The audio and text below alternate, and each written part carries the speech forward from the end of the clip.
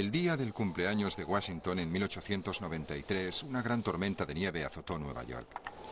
Yo me situé en una esquina de la Quinta Avenida, contemplando las torpes diligencias aparecer por entre la cegadora nieve y avanzar por la avenida hacia el norte.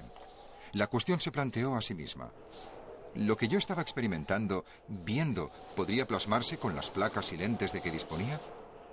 La luz era muy tenue. Pero sabiendo que si hay luz se puede tomar una fotografía, decidí hacer una exposición.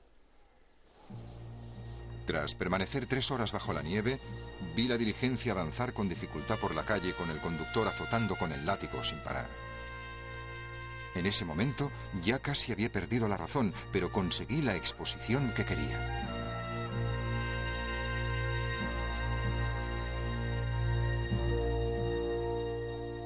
Más tarde, en la Sociedad de Fotógrafos Aficionados de Nueva York, antes de que el negativo estuviera seco, la mostré con gran emoción. Todo el mundo se echó a reír. Por todos los santos, Stiglitz, tira esa maldita fotografía, está borrosa y no es nada nítida. Yo les dije, el negativo es exactamente como yo quería que fuera. Lo que yo quería conseguir no tenía nada que ver con que estuviera borrosa o fuera poco nítida. Lo que Stiglitz buscaba era una nueva visión para el mundo moderno, para enseñar a Norteamérica a ver, y la fotografía era el epítome de una nueva forma de ver. Es conocido como el padre de la fotografía moderna, pero para este rebelde contra la complaciente aceptación del pasado, la fotografía no era suficiente. A principios del siglo XX, en París se estaba gestando una revolución visual, una revuelta contra las convenciones anticuadas del arte. Stiglitz reconocía el futuro cuando lo veía. Introdujo sus trabajos de vanguardia en Norteamérica para sacudir al mundo del arte y liberarlo de su ciego apego al pasado, y para abrir los ojos de Estados Unidos al siglo XX.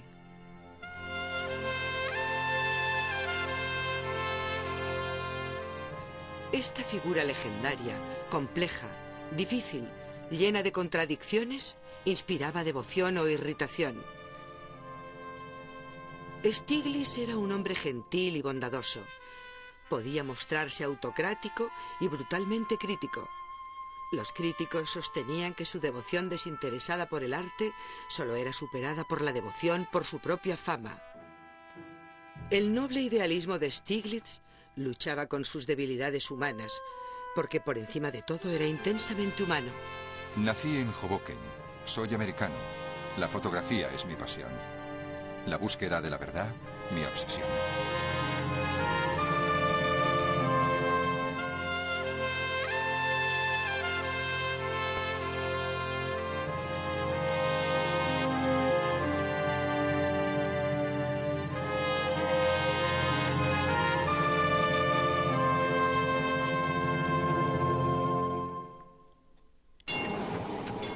Desde 1893 hasta 1895 me dediqué a pasear por las calles del centro de Nueva York, cerca del río East, siempre acompañado por mi cámara.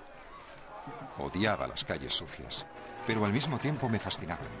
Quería fotografiar todo lo que veía. Donde quiera que mirase había una foto que me conmovía.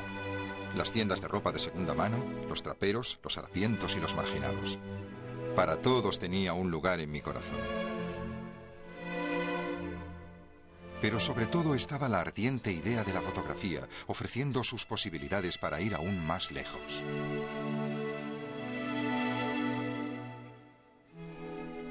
Fotografiando, siempre intentando hacer algo que él creía posible y que los demás le decían que era imposible.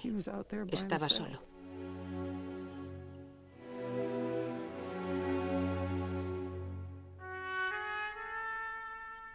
Stiglitz se encontraba en su elemento cuando tenía que enfrentarse al mal tiempo o a unas malas condiciones de luz. Siempre se consideró un rebelde. Incluso como estudiante de fotografía en Berlín, a principios de la década de 1880, Stiglitz desafiaba los límites existentes de la fotografía. Su adinerado padre, nacido en Alemania, le había enviado a Berlín para estudiar ingeniería mecánica. Stiglitz abandonó rápidamente la ingeniería cuando se enamoró apasionadamente de la fotografía. La cámara me fascinaba, primero como una pasión, luego como una obsesión. Sentía que era el señor de los elementos, que podía hacer cosas que no se habían hecho antes. Trabajaba día y noche, fotografiando y haciendo copias. Tuvo que ser un alumno muy interesante porque siempre intentaba cosas nuevas.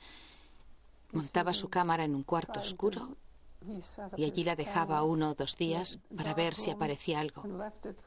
Hacía cosas que a los demás alumnos ni se les ocurría. Con la generosa ayuda de su padre, Stiglitz pasó algunos de sus años más felices viajando y haciendo fotografías por Austria e Italia.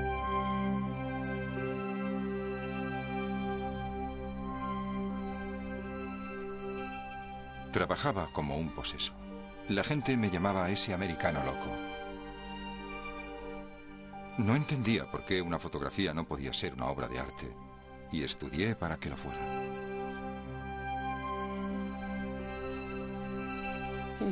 Enviaba fotografías a todos los lugares en los que daban un premio.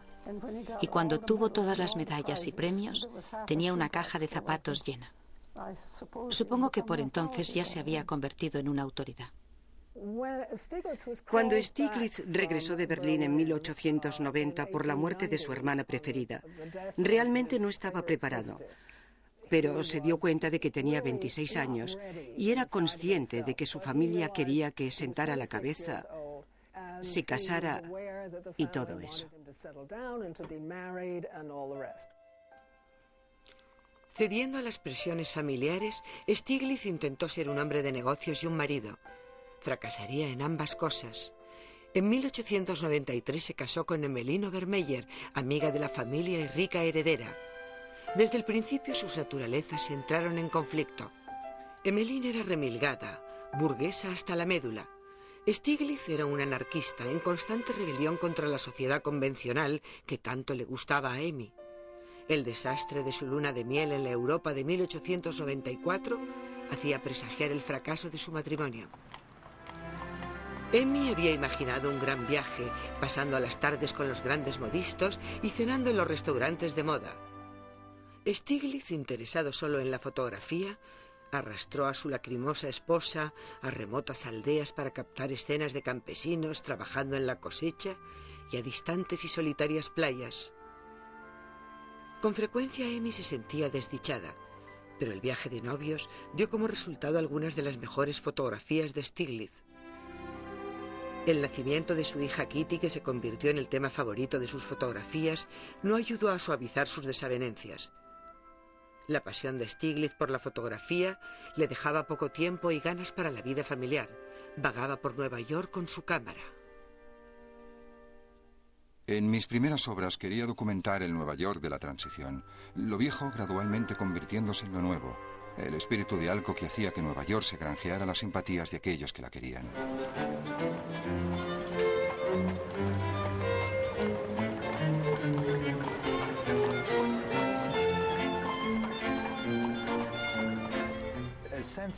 Una sensación de grandeza, de ser la metrópolis del país y por consiguiente del nuevo mundo, fue prosperando en la ciudad de Nueva York. Ya existía la idea de que Nueva York se caracterizaba por la modernidad y las promesas de futuro. A principios de siglo, otra idea empezó a filtrarse en la conciencia del público, que la misma grandeza de la ciudad de Nueva York estaba esperando su representación visual en el arte. Una escuela de artistas de Nueva York que representarían y reproducirían en formas permanentes imágenes visuales de un lugar único y excitante. Los artistas impresionistas norteamericanos fueron los primeros en explotar la ciudad de Nueva York como tema. El Nueva York impresionista era el Nueva York de la Quinta Avenida, el Nueva York de moda, el Nueva York de Henry James. El nuevo Nueva York de trenes elevados y subterráneos, de luces eléctricas y multitudes, fue pintado por los artistas de Ashcan. Se situaban en la acera, contemplaban la ciudad y pintaban lo que veían.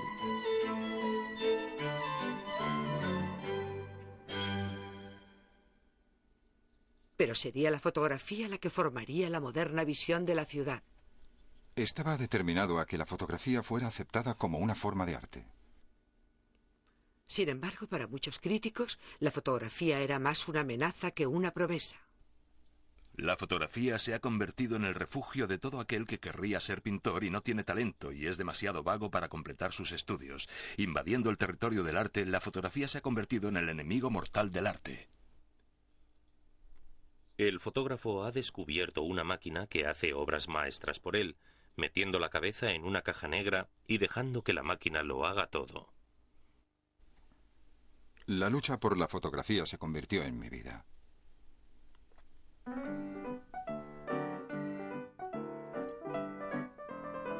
A principios de siglo, el arte estaba muy lejos de la mente de aquellos que tomaban fotos familiares, cautivados por la nueva cámara Kodak y su eslogan.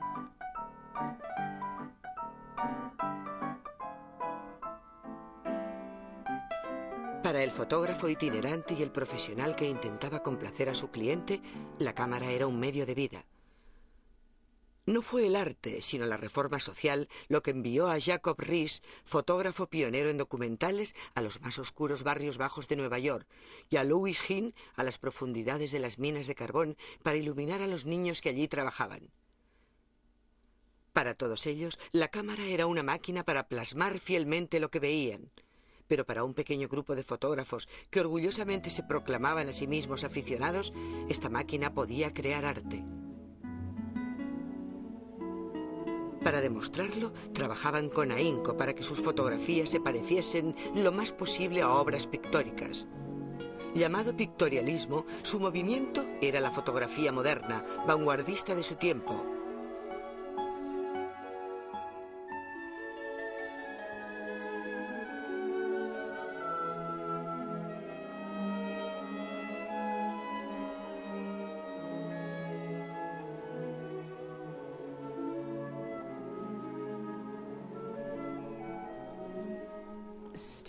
Las fotografías de Stieglitz son significativamente diferentes de las de muchos fotógrafos pictorialistas.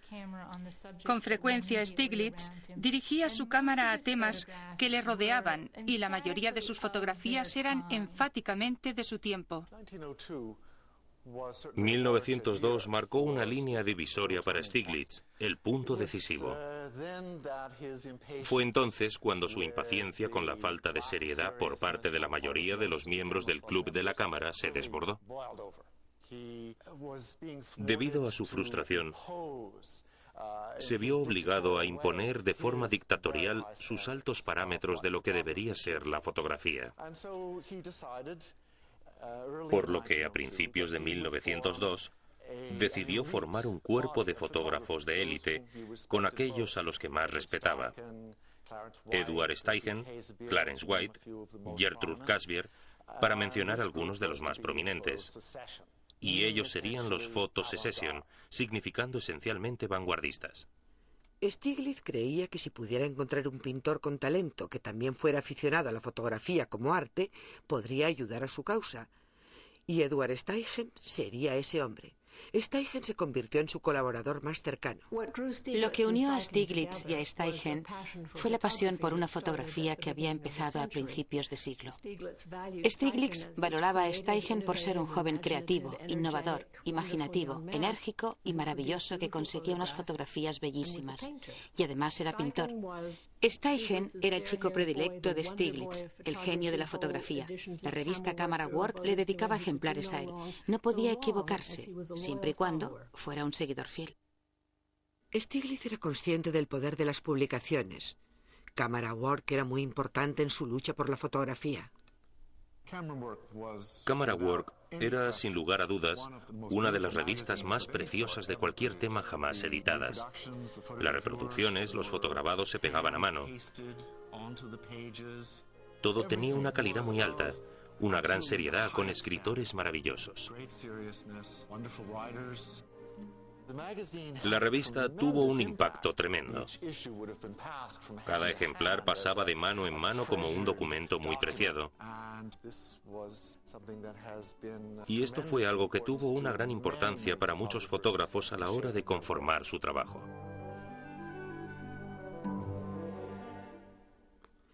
A pesar de que Camera Work y Photo Cessation fueron aclamadas internacionalmente, la auténtica ambición de Stiglitz era crear un gran salón internacional de fotografía en Nueva York para rivalizar o eclipsar a los europeos, pero era imposible encontrar o era demasiado caro un espacio adecuado.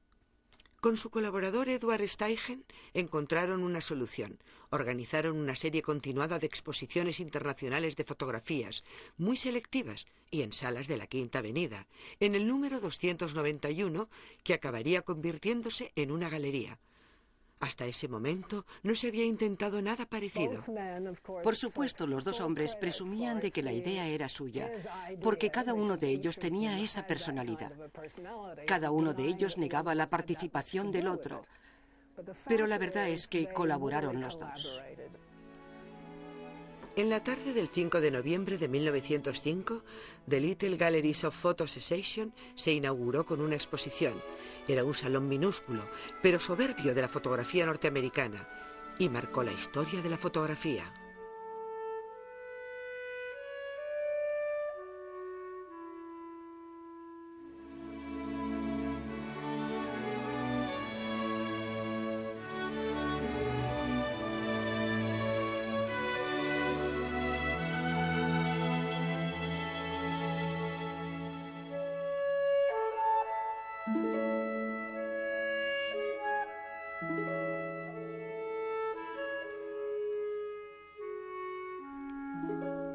Por primera vez, los norteamericanos tenían la oportunidad de ver obras maestras de la fotografía, tanto europea como de Estados Unidos.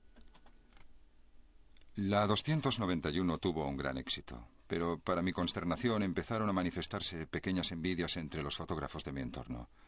Habían llegado a creer que mi vida solo estaba dedicada a ellos. Rápidamente se dio cuenta de que todos se sentían satisfechos de sí mismos y que se creían mejores de lo que Stiglitz creía que eran, y que no progresaban con su arte, no se planteaban desafíos. Empezó a pensar en exponer obras de otros artistas de su tiempo. Cuando Steichen se fue a Europa, se convirtió en un buscador de obras de arte, no solo fotografías, para enviar a la 291. Alfred, que siempre estaba allí, se dedicaba a seleccionarlas, entregando sus días y su energía a la galería.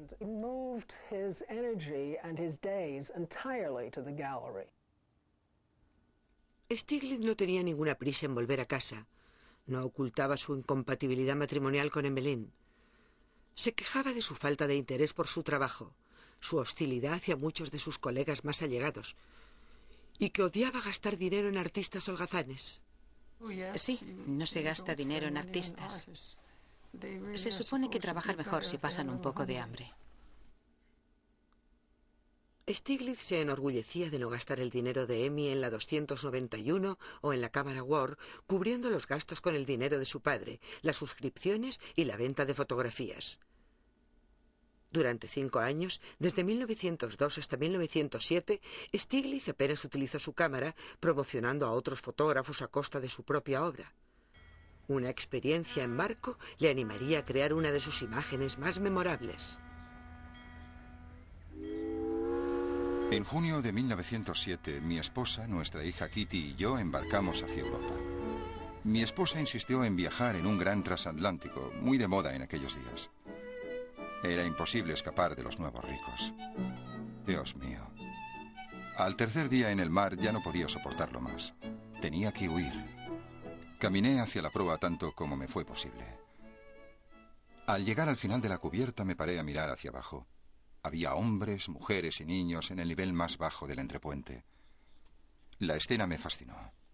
Un sombrero de paja, la chimenea inclinándose hacia la izquierda, la escalerilla hacia la derecha, unos tirantes blancos cruzando la espalda de un hombre, un mástil hundiéndose en el cielo, completando un triángulo. Vi formas que se relacionaban entre sí, una imagen de formas, y subrayándola, una nueva visión que me cautivó. Corrí hasta la escalera principal del transatlántico, hasta mi camarote. Cogí mi Graflex, volví a cubierta, preocupado por si el hombre del sombrero de paja habría cambiado de posición. Si se había movido, la imagen que había visto ya no existiría. El hombre del sombrero de paja no se había movido un centímetro. El hombre de los tirantes cruzados seguía hablando en el mismo sitio. Nadie se había movido. Solo tenía un portaplacas con una placa no expuesta. Abrí el obturador. Noté los latidos de mi corazón. Si lograba captar lo que quería, sería una imagen basada en formas relacionadas y profundos sentimientos humanos. Un paso en mi propia evolución.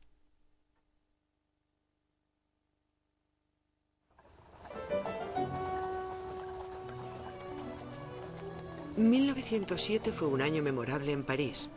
Una época en ebullición, experimentación y excitación. Picasso estaba pintando a las señoritas de Aviñón. Los cuadros Fauve de Matisse causaban furor. La gran retrospectiva de Cézanne de 1907 transformaba el arte moderno. Sería la auténtica introducción de Stieglitz en la vanguardia de París. Ese mismo año, una importante galería de París exponía las acuarelas de Cézanne, y Steichen y yo fuimos a verla. Cuando entramos, vi lo que parecía ser trozos de papel blanco salpicados con manchas de color. Le pregunté al caballero que se encargaba de la galería cuánto costaban. Más tarde me enteré de que era uno de los más grandes expertos en arte francés. Me dijo, 1000 francos. Yo le contesté guasón, querrá decir por una docena, solo es papel en blanco con unas manchas de color. El hombre dio media vuelta. Sabía que había cometido una estupidez. Es posible que Stieglitz no lo entendiera, pero se sentía atraído por lo nuevo y siempre estaba dispuesto a promocionarlo, especialmente si iba a escandalizar a un público burgués. El escultor Rodin le dio esa oportunidad. Steichen había fotografiado a Rodin en innumerables ocasiones, así como sus esculturas. Steichen estaba muy unido a Rodin, era una especie de hijo adoptivo. Le habló de la nueva galería que teníamos en Nueva York y que pronto esperábamos hacer una exposición de sus dibujos. La idea agradó a Rodin y permitió que Steichen eligiera las obras que quiso. La exposición de los dibujos de Rodin fue una de las primeras introducciones al arte moderno en Estados Unidos. La exposición se inauguró el 2 de enero de 1908 y causó sensación. We had the Rodin exhibition, which attracted a great deal of attention, favorable and unfavorable. Most of it was derision. The critics had a field day. Estos dibujos no deberían haberse expuesto en ninguna parte, solo en el estudio del escultor. Decididamente no son algo que deba ofrecerse al público, ni siquiera en una galería.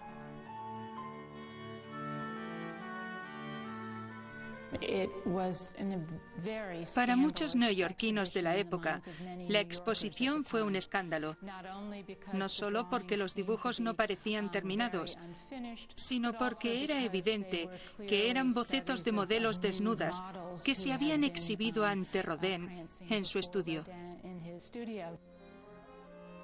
Entre los visitantes de la exposición de Rodin había una joven estudiante de arte, Georgia O'Keeffe, quien un día cambiaría el curso de la vida de Stieglitz.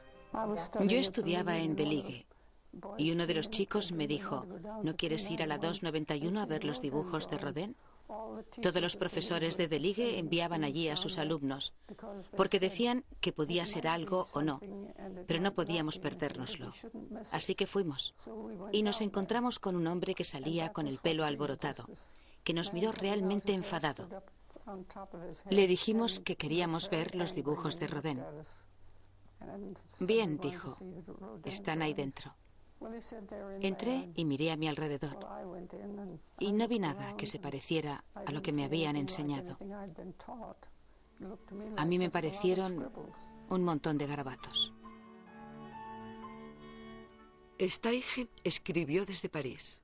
Tengo otra exposición bomba para ti. Dibujos de Matisse, el más moderno de los modernos. Abstracto al límite.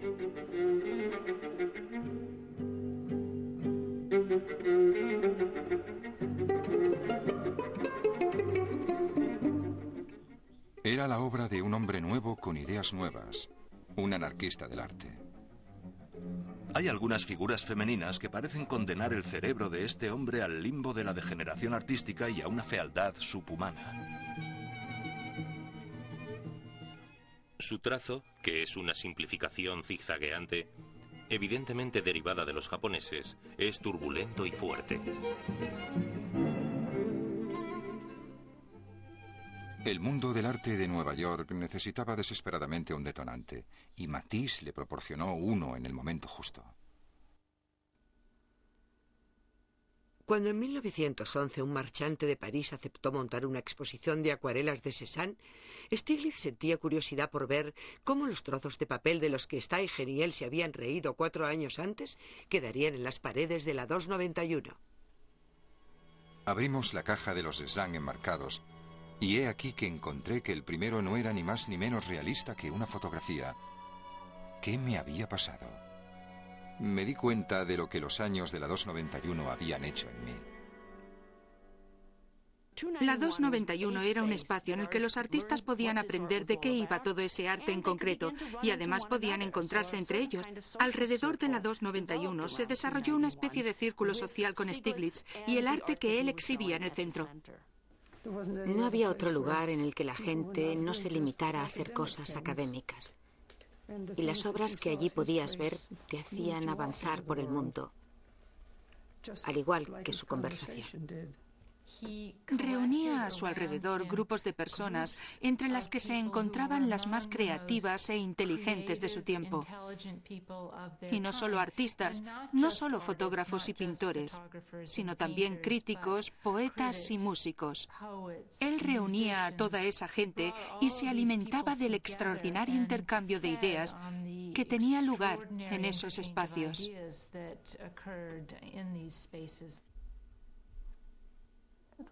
Era una especie de emoción y argumento que Stiglitz lanzaba al aire. Era el lugar en el que cuando se te ocurría algo, te ayudaba a encontrar tu camino. Era el único lugar en el que podías encontrarlo. Parte del placer que encontraba Alfred al dirigir la 291 se debía al trabajo en común con sus amigos. Siempre soñaba con crear una especie de comunidad así. Y hasta cierto punto, la 291 se convirtió en eso, un espacio en el que se producía el libre intercambio de ideas. Y ese era un ideal que se remontaba a sus raíces, en casa de su padre. Porque Stiglitz creció en una casa en la que su padre, un comerciante con mucho éxito y que también pintaba, era muy generoso con los artistas. La madre de Stiglitz compartía el interés de su marido por el arte, así como su preferencia por Alfred, su hijo mayor. Este tierno retrato refleja lo que sentía Stiglitz por su madre. Oak Lawn, la casa de verano de la familia en el lago George, siempre estaba abierta a los artistas. Es evidente que Alfred creció en un ambiente de respeto activo por el arte, por lo que para él era normal pensar que era algo que podría seguir haciendo. Para los visitantes de la 291, las cafeterías de Greenwich Village eran con frecuencia la siguiente parada. En el restaurante Polis, los espíritus bohemios proporcionaban a Nueva York el equivalente de una cafetería parisina. Aquí y en Golden Swan, conocido como Hell Hole o Infierno, se elevaban las voces y las copas, se debatían acaloradamente ideas radicales en arte y en política. Las interminables conversaciones terminaban siendo publicadas en revistas vitales para el arte moderno norteamericano. Greenwich Village se convirtió en el eje, en el centro de una nueva cultura en Nueva York. Estaba en oposición a la dominante que yo llamaría cultura de salón de la América victoriana o el Nueva York burgués. Y la siguiente generación, un grupo de hombres y mujeres que se consideraban a sí mismos como una generación en rebeldía contra sus padres burgueses, querían algo más real, más vital. El pasado necesitaba ser criticado, necesitaba en cierto sentido ser derrocado, por lo que surgió un sentido de rebeldía y de hecho de revolución. Fue algo cultural así como político. Stiglitz puede incluirse entre aquellos que se identificaban a sí mismos como anarquistas. Para él, ese anarquismo significaba un individualismo intenso, seguir su propio camino, un cierto sentido de rebelión continua, rebelión contra sus orígenes, rebelión contra todo aquello que fuera convencional. Stiglitz reconoció en Picasso un espíritu afín. En 1911 le proporcionó al artista su primera exposición individual en Norteamérica, en la 291. Nueva York se tambaleó escandalizada por el impacto.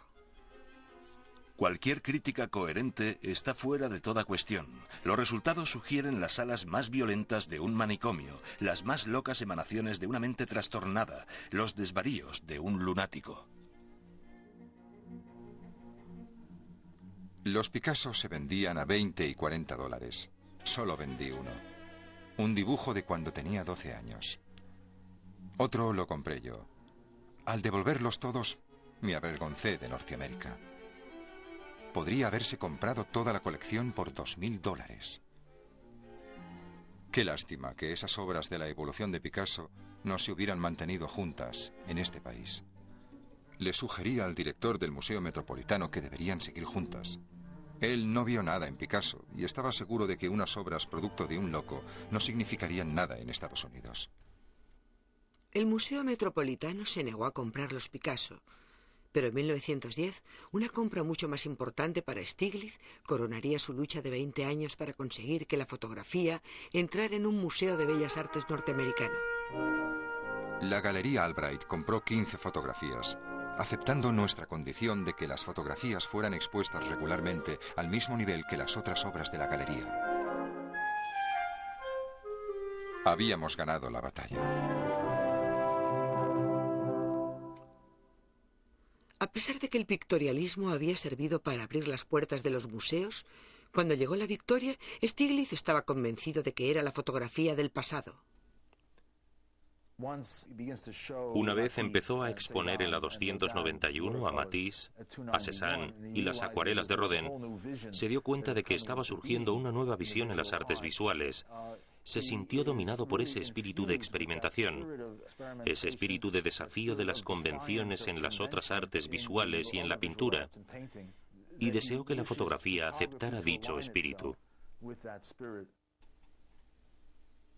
Ya era hora de que la estupidez y el fraude de la fotografía pictorialista recibiera un golpe en el plexo solar.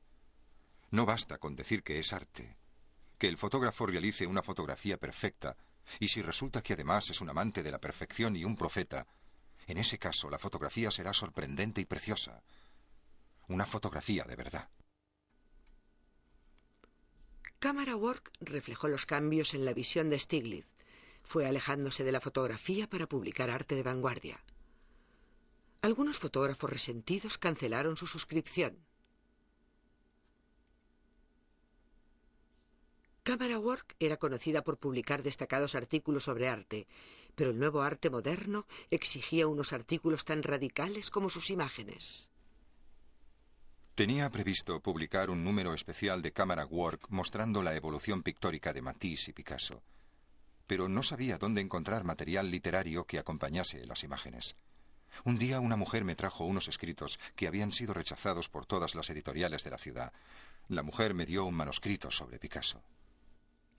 Este era uno que trabajaba. Este era uno que tenía algo del ser saliendo de él.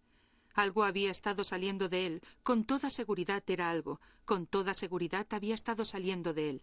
Con toda seguridad era algo. No sabía lo que significaba, pero a mí me sonaba bien. Lo que me había traído encajaba en el ejemplar que tenía en mente. Fue la primera vez que publicaron algo mío.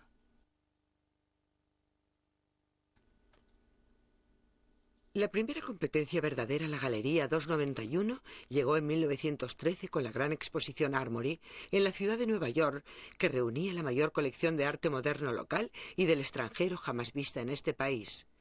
Al principio Stiglitz la apoyó.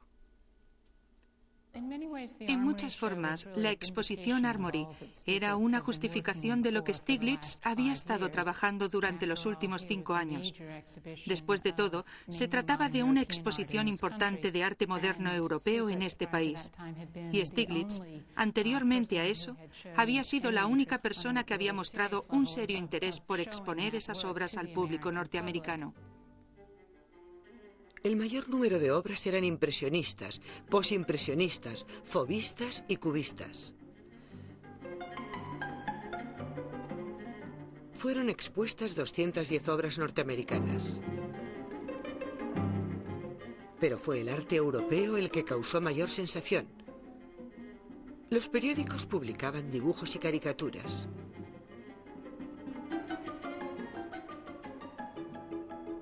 Los artistas eran unos farsantes, unos desequilibrados o unos anarquistas, o las tres cosas. La obra de Duchamp, desnudo bajando una escalera, se convirtió en el blanco preferido. La publicidad negativa atrajo a mucha gente, más de 87.000 personas solo en Nueva York. Los coleccionistas pagaban grandes sumas por las mismas obras europeas que Stieglitz había devuelto sin vender a París.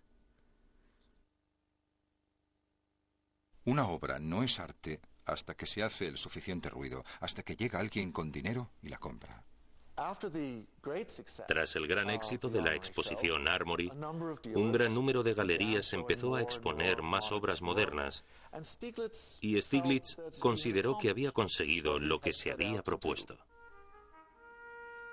La exposición Armory no solo fue una línea divisoria para el arte moderno en Estados Unidos, sino que fue un punto decisivo para Alfred Stieglitz y el arte norteamericano.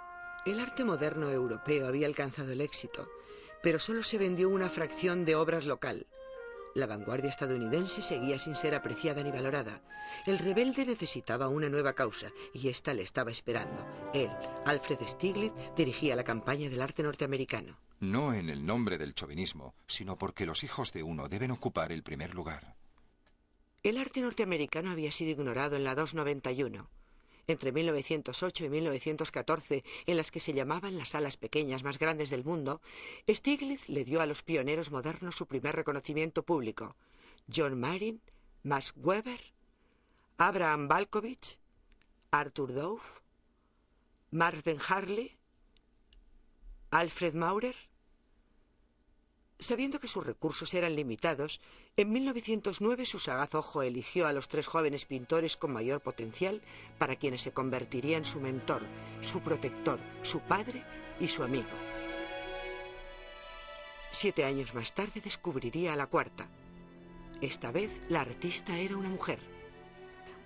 Stieglitz respondió a una corazonada y decidió invertir su esperanza y su apoyo en estos jóvenes norteamericanos, O'Keeffe, Harley, Doe y Marin. Eran 4 individuos con un gran talento, y pensó que si con su esfuerzo podía conseguir que se desarrollaran a su aire, harían una contribución duradera. Y al final Stieglitz tuvo razón. Empezando con John Marin, la historia del famoso círculo de Stieglitz es la única en la historia del arte moderno estadounidense. Conocí a John Marin en 1909 en París. El año antes habíamos expuesto sus acuarelas en la 291. Sus primeros aguafuertes seguían el estilo de Whistler, pero su nueva etapa era libre, atrevida e inconfundiblemente Marin. Yo le dije, ¿por qué no me envía algo así? Cuando hace poco mis marchantes pasaron por aquí y vieron esto, me amenazaron con olvidarse de mí si seguía con obras tan salvajes. Yo le comenté, señor Marin, usted es estadounidense, un artista. Si yo tuviera su talento, mandaría al infierno a cualquiera que intentara interponerse en mi camino. No tenía ni idea de que en cuestión de meses, cuando Marin llegó a Nueva York, nuestras vidas se verían entrelazadas y que echaría las raíces de una larga amistad. Vio en Marin el potencial para captar la energía que iba a ser Nueva York.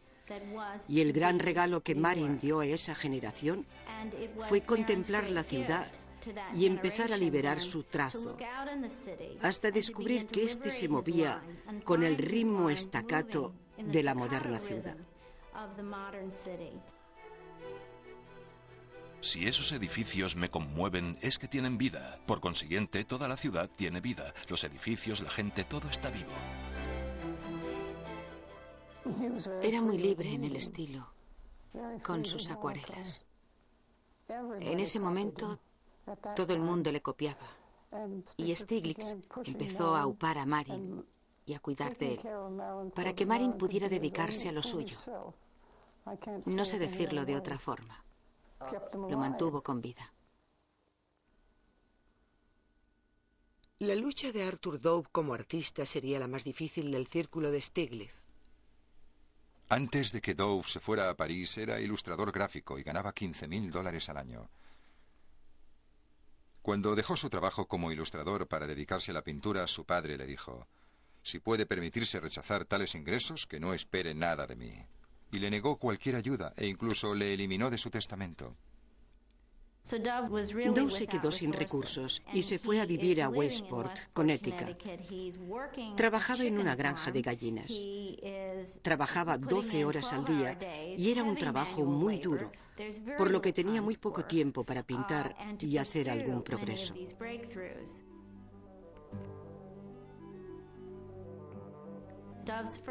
Las primeras obras abstractas de Dove eran diferentes. No hay forma de explicar cómo o por qué llegó a ellas. Pero en 1910, poco después de la exposición de sus obras en la Galería 291, se quedó con una paleta muy limitada. Verdes y marrones, tonos de tierra. Y comenzó a pintar el momento en el que la naturaleza despertaba para él. La unicidad y la originalidad de su invención sorprendió a Nueva York. En la actualidad, Arthur Dove es considerado el primer gran pintor abstracto de Estados Unidos.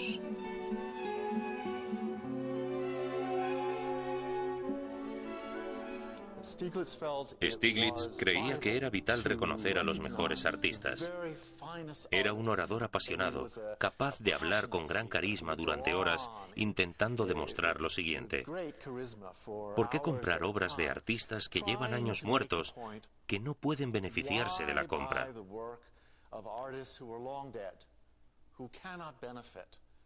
¿Por qué no ayudar a artistas que están vivos, que necesitan el dinero ahora para seguir trabajando? Mantuvo un fondo en el que iba ingresando el dinero que recibía de la venta de sus fotografías, un porcentaje de la venta de las obras vendidas en la galería, parte del dinero de sus ingresos independientes, y utilizaba ese fondo para ayudar a los artistas. Al igual que Marin y Dove, Marden Harley descubrió un nuevo mundo en la 291. Había llegado procedente de Maine con varias obras. Le dije a Stieglitz que no quería exponerlas en ningún otro sitio, que el espíritu de las otras galerías no me interesaba, y le juré que podía vivir con $4 a la semana. Alfred se sorprendió tanto al ver que alguien podía ser tan sencillo como para estar dispuesto a vivir con $4 o $5 a la semana, que no podía creérselo. Y aceptó ayudar a Harley. Bueno, Harley recibió más que eso. Durante años, el más ardiente deseo de Harley era ir a Europa. Stieglitz lo hizo posible. Cuando conoció a un grupo de artistas internacionales, estalló.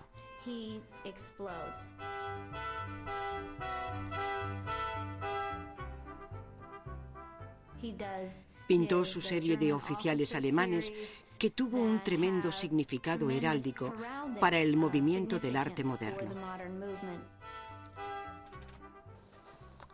Era como una charanga en un armario.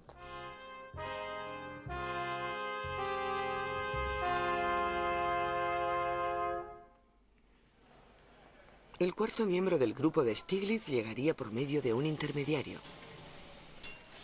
En un sombrío 1 de enero de 1916 me encontraba en la 291 cuando entró Anita Politzer, una joven estudiante de arte de la Universidad de Columbia.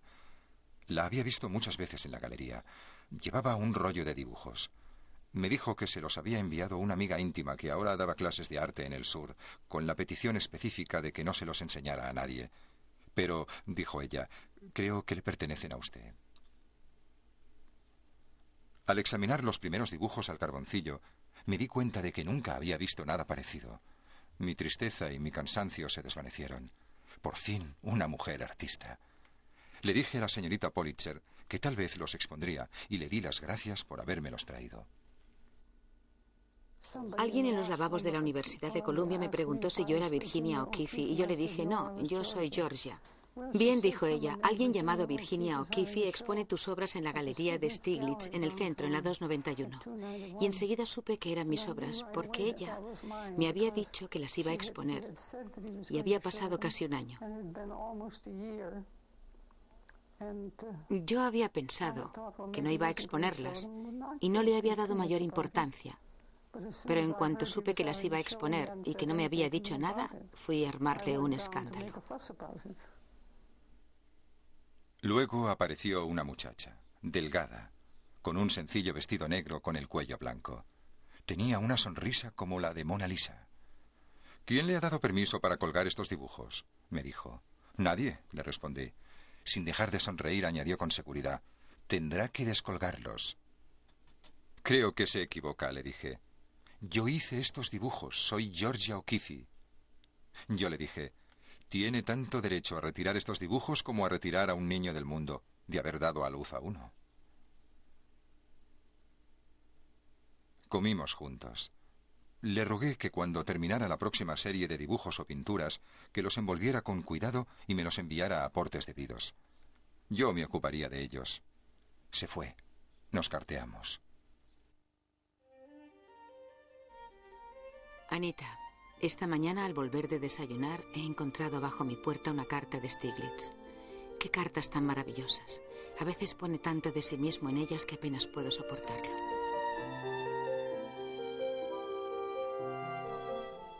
Querida Georgia, antes de salir de la 291 todo estaba oscuro. Me quedé mirando por la ventana de atrás. Es más maravillosa que nunca. Los nuevos edificios están llenos de inquilinos y todas las ventanas están iluminadas. Las llanuras, el maravilloso cielo abierto, me invitan a respirar tan profundamente que temo romperme.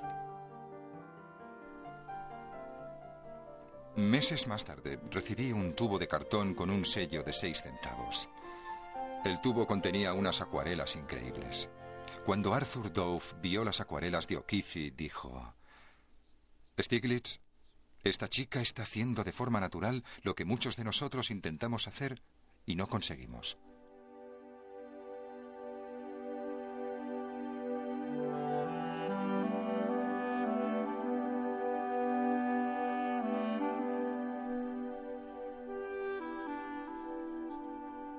O'Keeffe ha hecho más que pintar. Ha inventado un lenguaje.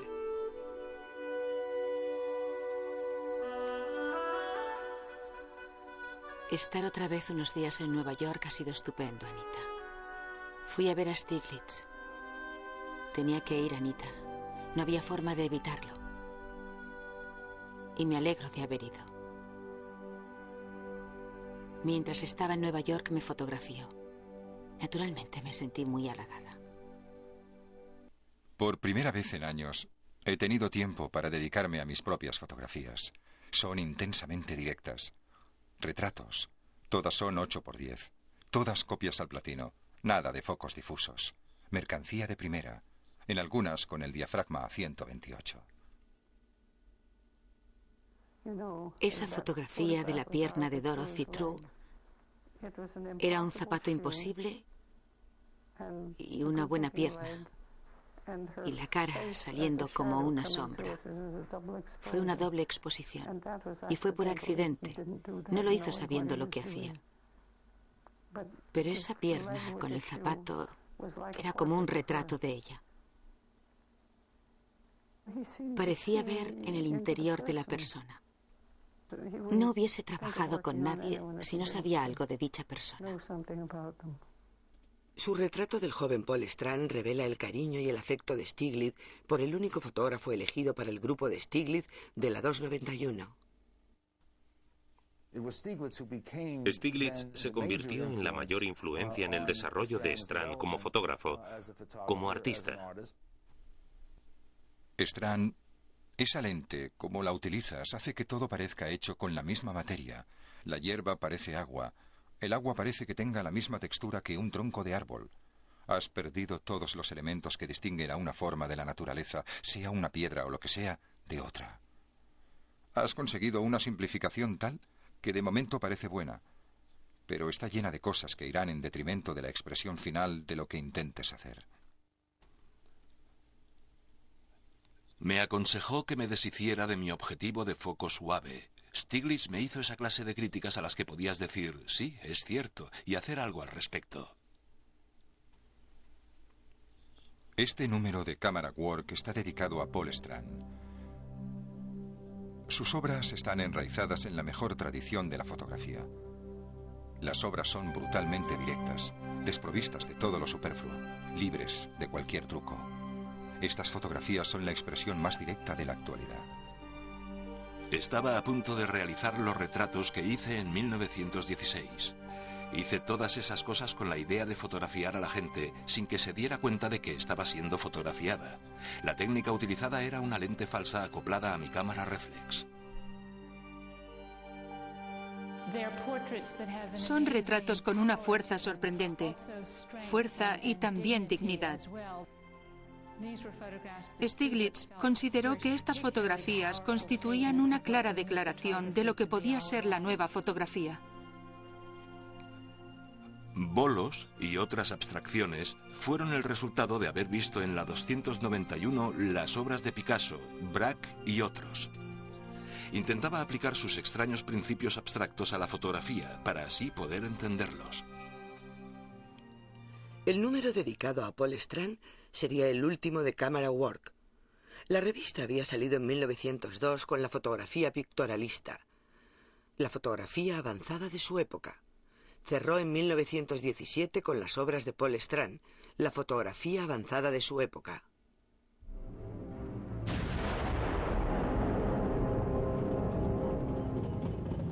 Europa estaba en guerra desde 1914. 3 años más tarde, Estados Unidos se unió a los aliados contra Alemania y Austria. Steichen, amante de Francia, su hogar durante años, se alistó inmediatamente en las fuerzas aéreas norteamericanas. Los sufrimientos que presenció durante la guerra le cambiaron para siempre. Stiglitz y la 291 estaban devastados por la guerra. Los amigos desaparecieron. Como pacifista y con felices recuerdos de su juventud en Alemania, no podía participar en la fiebre de la guerra ni en la histeria antialemana.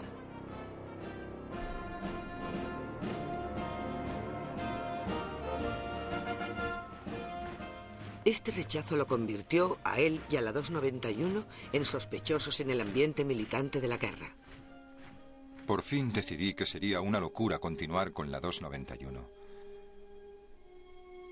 Mi familia y yo habíamos sido golpeados duramente por los efectos de la guerra y la prohibición.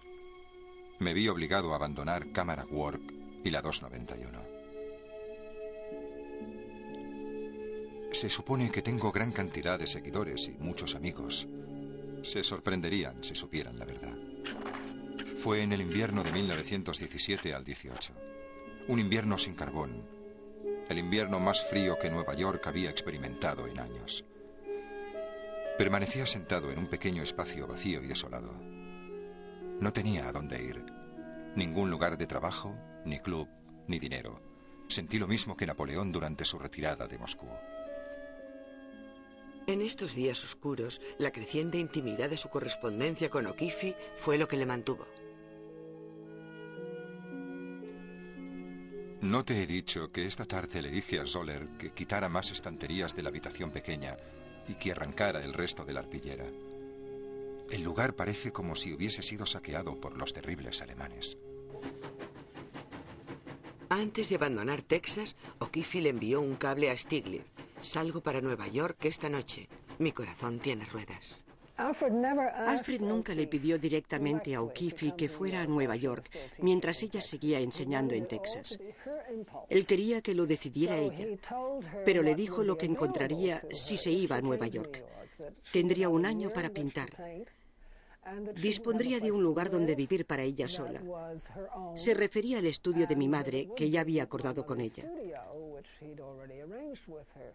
Pero no intentó convencerla directamente. Le dijo, esto está a tu disposición, ahora decides tú. O'Keeffe llegó a Nueva York y antes de un mes Alfred vivía en el estudio con ella. Había abandonado a su esposa y habían empezado su vida en pareja.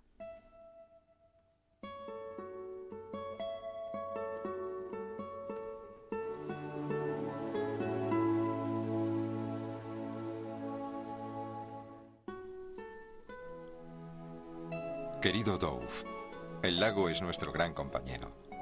Casi lo tenemos para nosotros solos.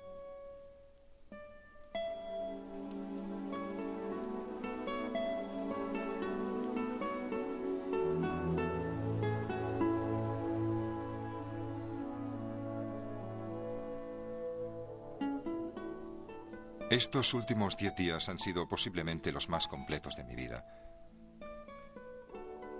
Lo más importante ha sido O'Keeffe. Es más extraordinaria de lo que suponía. De hecho, no creo que haya nadie como ella. Mente y sentimientos muy claros y espontáneos. Y extraordinariamente hermosa. Estamos viviendo hasta el último latido.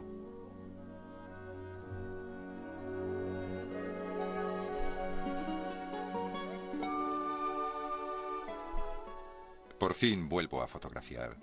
Solo para satisfacer algo dentro de mí. Y todos los que han visto las obras dicen que es una revelación. Son directas, sin trucos de ninguna clase. Es una serie de unas 100 fotografías de una sola persona. Cabeza, orejas, manos, torso. Es algo que tenía en mente desde hace muchos años. Durante mucho tiempo había querido hacer lo que él llamaba un retrato compuesto de algo. Un retrato que recogiera los diferentes estados de ánimo de una persona, sus distintos yos, a lo largo de su vida. Entre 1917 y 1937, cuando dejó de fotografiar, hizo más de 300 retratos de ella.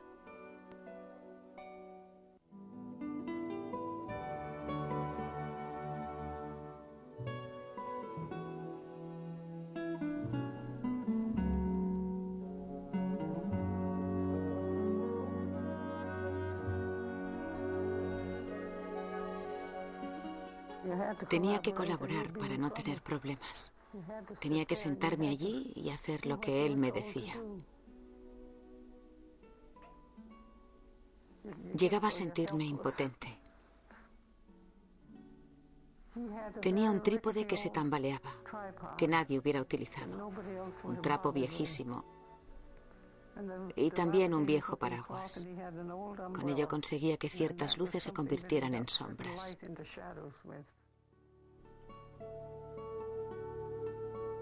Cuando Stiglitz expuso por primera vez los retratos de O'Keeffe en 1921, mostró 145 fotografías. Pero fueron las de O'Keeffe las que causaron una mayor sensación. Con una revelación trozo a trozo del cuerpo de una mujer, con una presentación aislada de una mano, un pecho, un cuello, un muslo, una pierna, Stiglitz consiguió el equivalente visual del recorrido de la mano o los ojos sobre el cuerpo del ser amado. La exposición ha causado sensación, la ha dado a conocer. Ahora todo el mundo conoce su nombre. Se ha convertido en lo que se conoce como un personaje de prensa.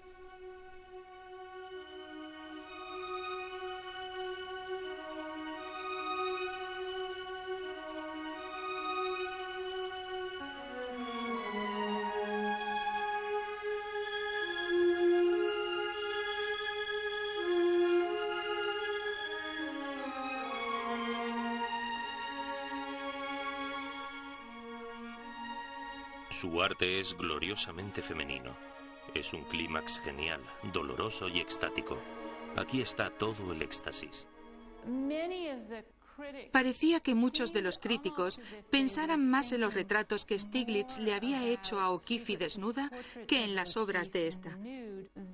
Y la misma O'Keeffe se sintió indignada por algunas de las reacciones de los críticos a sus obras, considerando que estos le daban demasiada importancia a la naturaleza sexual de las mismas.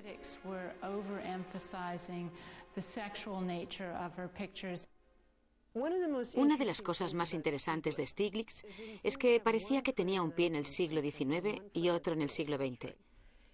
Y todo ello al mismo tiempo que creía en una idea bastante revolucionaria, que las mujeres podían ser grandes artistas y conseguir lo mismo que cualquier artista varón que él apoyara.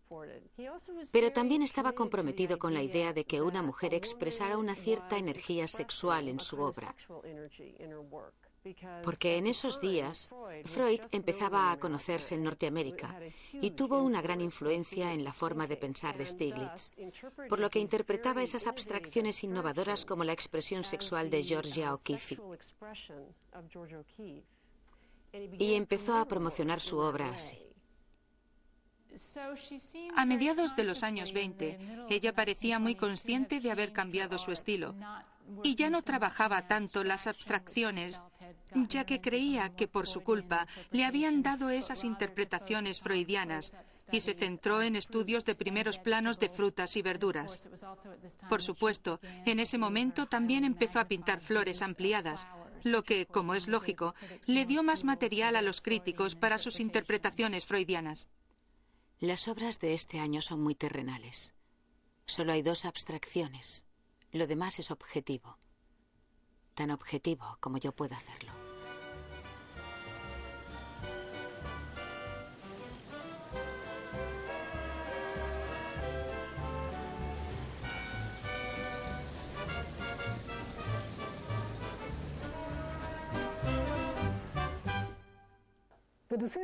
La decisión de O'Keeffe y Alfred de casarse es un enigma. Realmente ella no quería hacerlo, ninguno de ellos.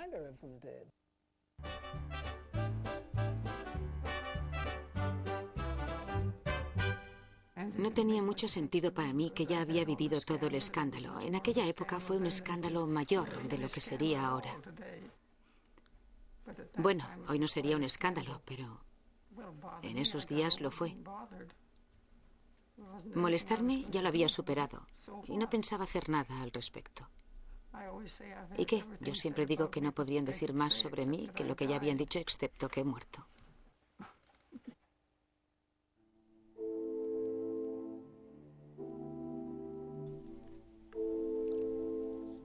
En el verano de 1922 mi madre se estaba muriendo.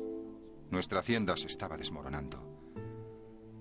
A mi alrededor, desintegración, lenta pero constante. Castaños muriéndose. Los álamos también. Yo, pobre, pero trabajando. El mundo era un desastre. En esos días, una de las jóvenes luminarias de la literatura norteamericana, Waldo Frank, escribió que creía que la fuerza secreta de mis fotografías se debía al poder hipnótico que yo tenía sobre mis modelos. Me divirtió leerlo. Me preguntaba qué tenía que decir sobre las escenas de calles, los árboles o los interiores. Decidí responder al señor Frank. Por fin hice algo que tenía en mente desde hacía años. Hice una serie de fotografías de nubes para demostrar que mi fotografía no tenía nada que ver con el tema. Las nubes estaban allí para todo el mundo, libres. Pero la verdad es que era mucho más que eso. Y fue su pesar, su temor por su madre que se estaba muriendo.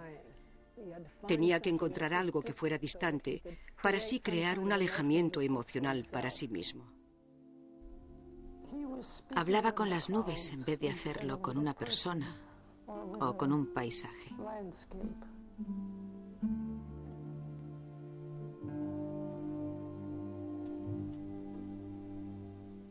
Lo más importante es captar un momento, recoger algo en su totalidad para que aquellos que lo vean revivan el equivalente de lo que se ha expresado.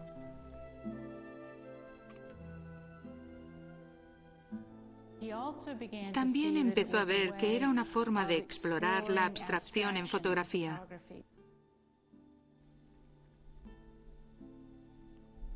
Cuando me marché por una temporada me envió unas fotografías muy tristes de las nubes. Muy oscuras y tenebrosas. Oscuras y tenebrosas.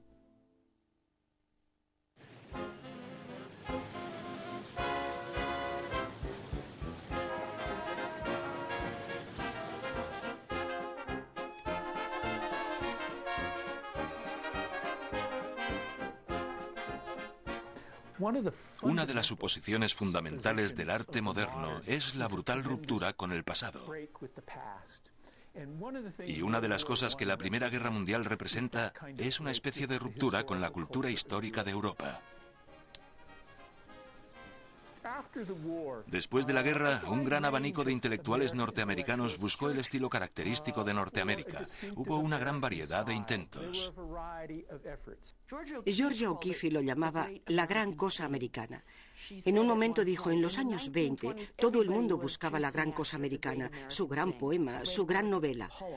Incluso querían pintar el gran cuadro americano. ¿Y cómo, se preguntaba ella, va a surgir la gran cosa americana si todo el mundo se va a Europa? Durante muchos años, Stiglitz había mantenido una batalla en solitario para conseguir reconocimiento y apoyo al arte a los artistas estadounidenses. Ahora que todos se subían al carro, él reaccionó para reafirmar su liderato. En 1925, la exposición 7 Americanos reunió por primera vez a sus artistas. Marcó un hito histórico para el arte moderno norteamericano y fue un triunfo deslumbrante para el círculo de Stiglitz.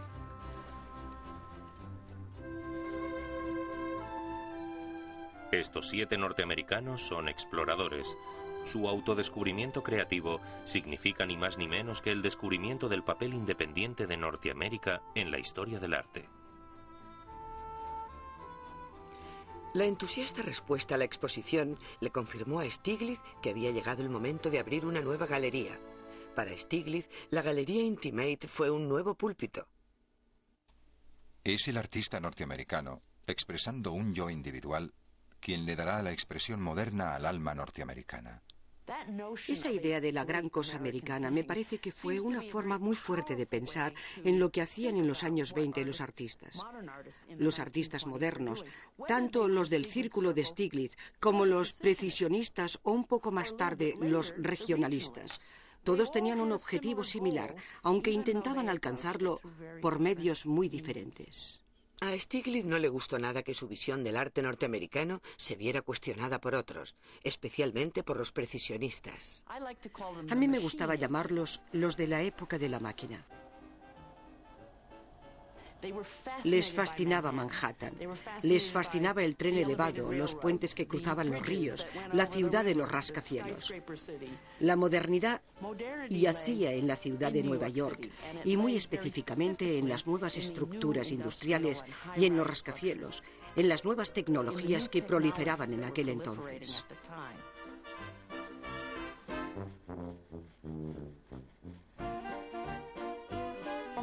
Entre esos artistas incluimos a Joseph Stella y sus obras sobre el puente de Brooklyn o las de Broadway.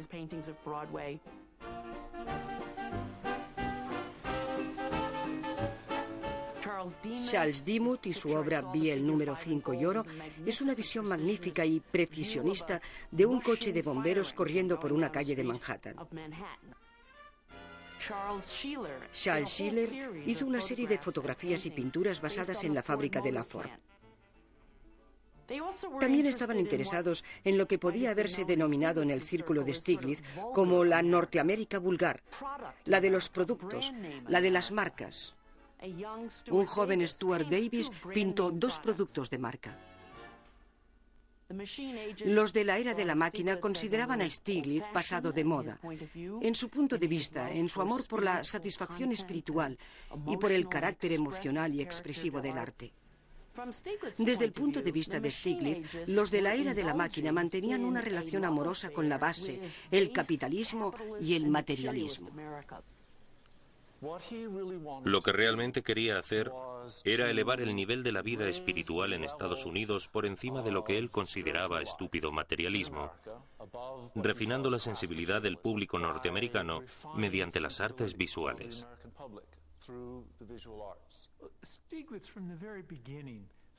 Desde el principio, Stiglitz se vio a sí mismo como un misionero. Se convirtió en misionero de un nuevo arte, de una nueva Norteamérica. Promocionó un movimiento del que él era la cabeza. Y hasta un grado extraordinario, su propia historia se convirtió en la historia del arte moderno. Y lo que ahora tenemos que considerar con ojo más crítico es su capacidad para articular su propia visión con la visión de lo que era el arte moderno en Estados Unidos. Y era exclusivista, a pesar de promocionar obras que sin duda tenían un mérito considerable. Era autocrítico, muy selectivo, muy poco democrático y siempre sostuvo la idea de que luchaba por la causa justa contra un público lerdo y superficial que realmente no podía entender lo que él decía. Y tenía partidarios que compartían su fervor evangélico. Empezaron a escribir sobre él como si fuera una especie de Mesías, un profeta, una figura que había sacado a la gente de la nada y la había conducido a una nueva religión. Una religión de cultura y arte. Y él alimentaba esa imagen de sí mismo.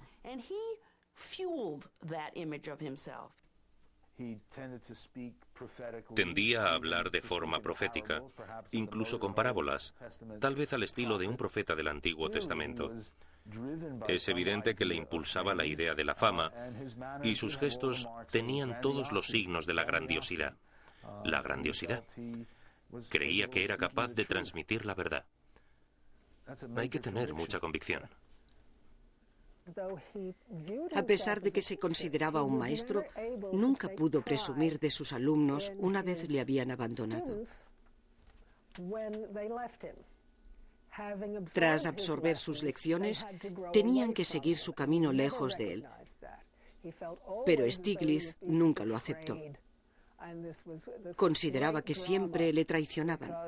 Y eso fue un gran drama, porque les había dado todo lo posible y ellos le abandonaban. Y en un momento u otro decían cosas terribles de él. Era muy posesivo, aunque no lo sabía. Cuando sus alumnos creían que habían madurado y consideraban que se encontraban al mismo nivel que Stiglitz, él tenía grandes dificultades en aceptarlo. Por lo que durante toda su vida sostuvo grandes peleas con gente que antes habían sido amigos íntimos. Steichen y Stiglitz discutieron y no se hablaron durante muchos años. Mientras Stiglitz seguía siendo un elitista, Steichen se iba convirtiendo en un populista. Se veía a sí mismo como un fotógrafo capaz de realizar obras de un nivel que podían satisfacer a Stiglitz, pero que también podía llegar a un amplio sector del público. Era el fotógrafo mejor pagado del mundo, pero Stiglitz sostenía que Steichen se había vendido y nunca pudo perdonarle por haberlo hecho. Stiglitz creía en el arte por el arte. Claro que él no tenía que ganarse la vida y Steichen siempre tuvo que ganársela, por lo que Stiglitz podía permitirse creer en el arte por el arte. Estos aspectos tan variados de la persona de Stiglitz son los componentes de una personalidad muy compleja, en la que lo oscuro juega un papel integral, al igual que en sus grandes fotografías, pero también tenía un lado luminoso. Nueva York está más loco que nunca. El ritmo es cada vez más acelerado. Parece que Georgia y yo no seamos de Nueva York ni de ninguna otra parte. Vivimos en lo alto del Hotel Shelton.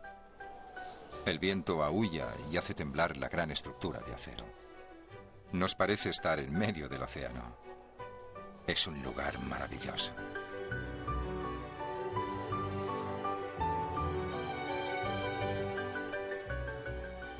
Cuando vivíamos en lo alto de la ciudad, él sacaba fotografías desde la ventana y eran muy buenas.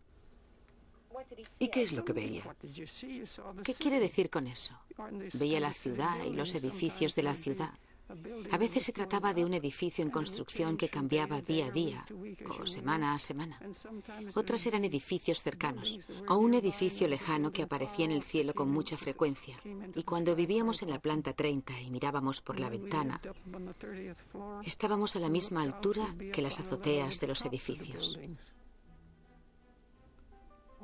Nuestros trabajos eran diferentes, pero a mí me interesaba lo que él hacía y a él lo que yo hacía.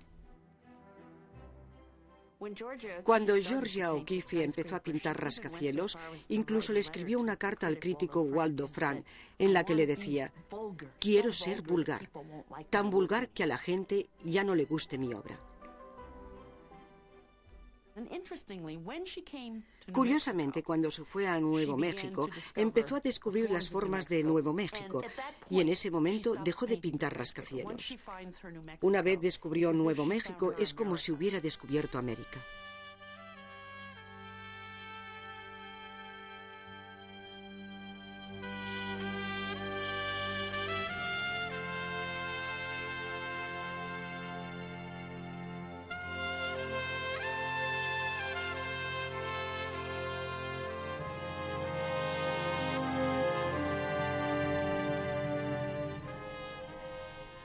Me lo estoy pasando muy bien. Nunca me he sentido en casa en el este, pero aquí sí. Un día perfecto tras otro. Le envié un cable a Marin para que viniera. Él también se lo está pasando muy bien. Los artistas modernos intentaban crear un cuadro que hiciera resonar las cualidades y las escenas de Norteamérica. Temas que solo un norteamericano pintaría. Marsden Harley fue el primero en ir. Paul Strand llegó luego con su esposa Rebecca. Y luego, en 1929, llegó Georgia O'Keeffe. La cardiopatía de Stiglitz combinada con la altitud de Santa Fe le impidieron ir a Nuevo México. Desde su niñez siempre había pasado los veranos en la casa familiar del lago George. Allí se renovaba y encontraba temas familiares y queridos para su cámara. Él siempre pensó que yo no volvería, pero eso era absurdo. Nunca se me ocurrió no volver. Pero no había forma de que él me creyera. Creo que le amargaba la vida a todo el mundo hablando de ello. Odiaba la idea de que no volviera. Yo no pensaba quedarme aquí, porque vivía en la ciudad con él. ¿Qué le parece? No es que volviera para ir a ver al edificio Woolworth.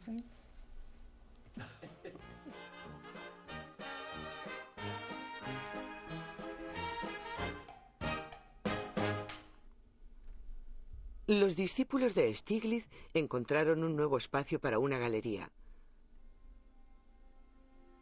Los fondos para la American Place fueron recaudados por Paul Strand y Dorothy Norman, de 25 años, cuya devoción por la nueva galería solo era comparable por su devoción por Stiglitz.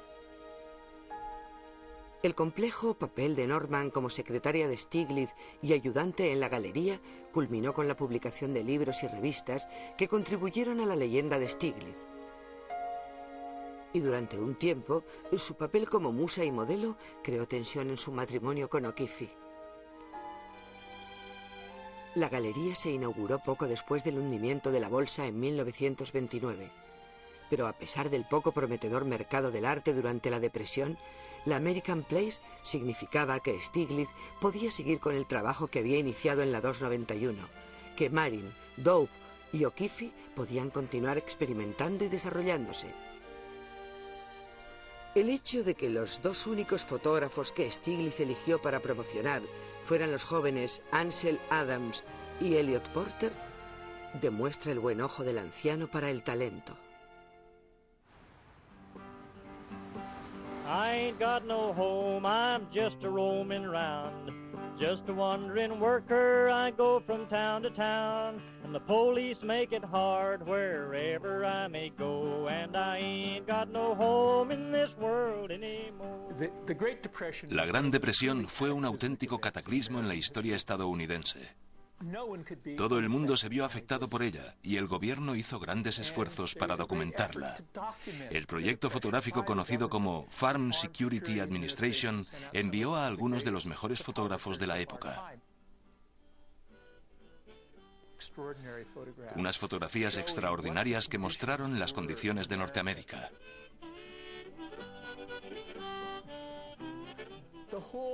El mundo intelectual en su totalidad se movió hacia la izquierda. Artistas y escritores querían que sus obras dijeran algo, e incluso que sirvieran para algo en la crisis que estaba viviendo la sociedad. Stiglitz, a pesar de ser de izquierdas y sin duda preocupado por ello, no podía encontrar la forma de participar. Y no estoy seguro de cuál fue la razón, pero probablemente una de ellas se debería a su espíritu anarquista y su intenso individualismo. Se sentía fuera de lugar en el espíritu colectivo que surgía en los años 30. La rotura de Stiglitz con Paul Strand fue de naturaleza política. Con la llegada de la Gran Depresión, Strand, quien había ayudado a establecer la American Palace, se alejó cuando intuyó que Stiglitz la estaba utilizando como una torre de marfil.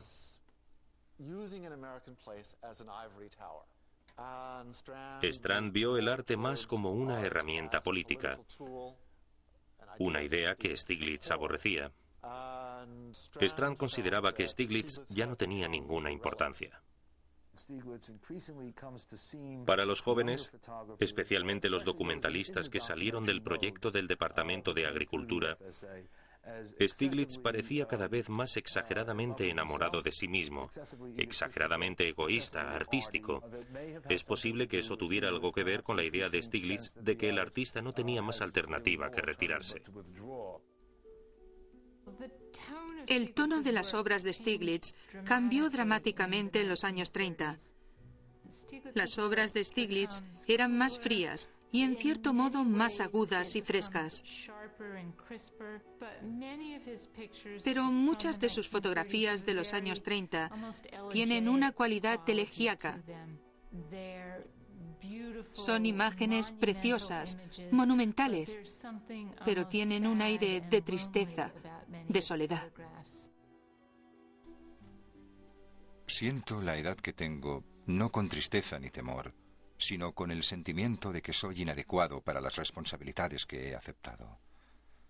No puedo contar con nadie y debo ahorrar mis energías para que por lo menos pueda seguir con lo que he empezado. Stiglitz dejó su cámara en 1937. Sus últimas fotografías en el lago George, que se encuentran entre las mejores, son equivalentes al amor que sentía por este lugar, marco de sus horas más felices.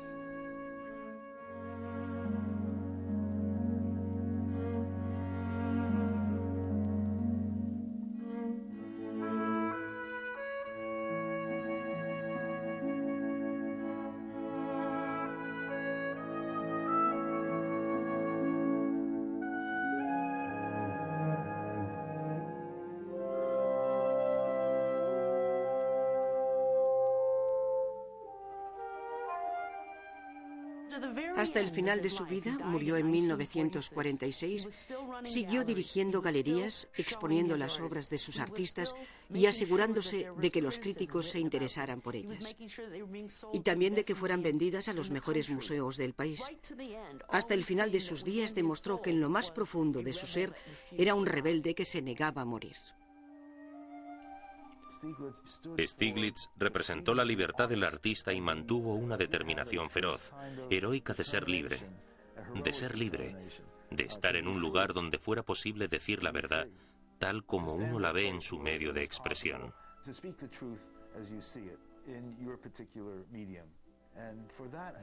Y por eso merece un lugar importante en la historia de la cultura en Estados Unidos, en el mundo, en el siglo XX.